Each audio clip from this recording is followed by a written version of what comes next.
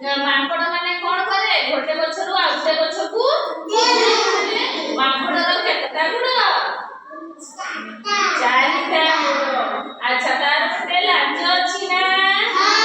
ଏମିତି ବଡଟେ ସେ ଗଛ ଉପରେ ବସିଲେ କଣ କରେ? ତା ଲାଞ୍ଜ ଉଡ଼ି ପଡେ ତଳକୁ କରିଦିଏ। ଆଚ୍ଛା ଆଜି ଆମେ ମାଙ୍କଡର ଲାଞ୍ଜ ବିଷୟରେ ଗପ କହିବା। ଗପ ଶୁଣିବ ତ?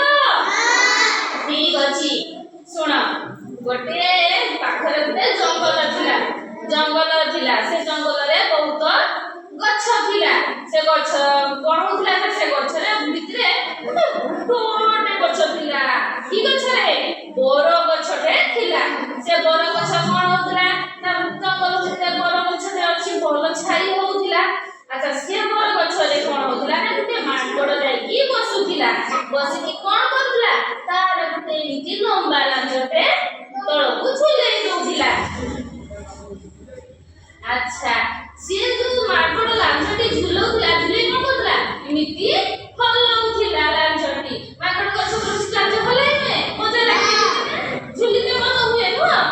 ଝୁଲିବାନି ହେଲା। ସେ କଣ କଲା? ସେ ଯୋଉ ମାଙ୍କଡ ଲାଞ୍ଜଟା ଯୋଉ ତଳକୁ ଝୁଲୁଥିଲା, ଗୋଟେ ଗୁଣ୍ଡୁଚି ମୂଷା ଦେଖିଛ? ଗୁଣ୍ଡୁଚି ମୂଷା କଣ କରେ? ତା ଲାଞ୍ଜଟାକୁ ଧରେ ଆଉ କଣ କରେ? ଧରି କଣ କରେ? ଝୁଲେ। ତୁଳି ଝୁଲା ପରି ଝୁଲେ। ମଜା ଲାଗେ ତାକୁ। ଆଚ୍ଛା ତାପରେ ସିଏ ଗୁଣ୍ଡୁଚି ମୂଷା ଏକା ଝୁଲୁଥିଲା। ଏକା ଝୁଲତେ କଣ ହେଲା ନା ସିଏ କଣ କଲା? ତା ସାଙ୍ଗମାନଙ୍କୁ ବି ଡାକି ନେଇ ଆସିଲା। କଣ କହିଲା? ଚାଲ ଆଗେ ସେଇଠି ହେଲା ମାଙ୍କଡର ଲାଞ୍ଜଟା ଅଛି, ଗୁଣ୍ଡୁଚି ଝୁଲେ, ଚାଲ ସମସ୍ତେ ସାଙ୍ଗ ହେଇକି ଆମେ ବି ଝୁଲିବା। ଝୁଲିବା ତ? ସବୁ ନେଇ ଆସିଲେ। ଦେଖିଛ ବୋଧେ ସମସ୍ତେ ମିଶିକି ମାଙ୍କଡର ଲାଞ୍ଜ ଧରିକି କଣ କଲେ? ଝୁଲିଲେ। ଝୁଲିଲା ପରେ କଣ ହେଲା? ଯେତେବେଳେ ଡଳେ ଝୁଲୁଥିଲା କମ ଭାରି ହଉଥିଲା ନା, ଯେତେବେଳେ ବେଶୀ ଗୁଣ୍ଡୁଚି ମୂଷା ହେଲେ କଣ ହେଲା? ଭାରି ହେଲା। ତାହେଲେ ମାଙ୍କଡ ଲାଞ୍ଜଟା ଭାରି ହେଇଗଲା, ଝୁଲି ପଡିଲେ ଭାରି ହେଇଗଲା। କଣ ହେଲା?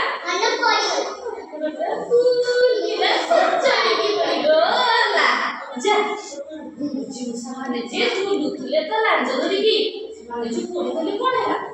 ନା ଡରିଗଲେ। ପିଟିଲା ନା ନାହିଁ? ପିଟିଦେଲା। ସେମାନେ ସବୁ ଡରିଗଲେ। ଡରିଗରିକି କଣ କଲେ? ଆମେ ଆଉ କଣ କରିବା ନା କଣ? ମାଙ୍କଡ ଯୋଉ ପଡିଥିଲା ଉଠି ପଡିଲା। ଉଠି ପଡି କଣ କଲା?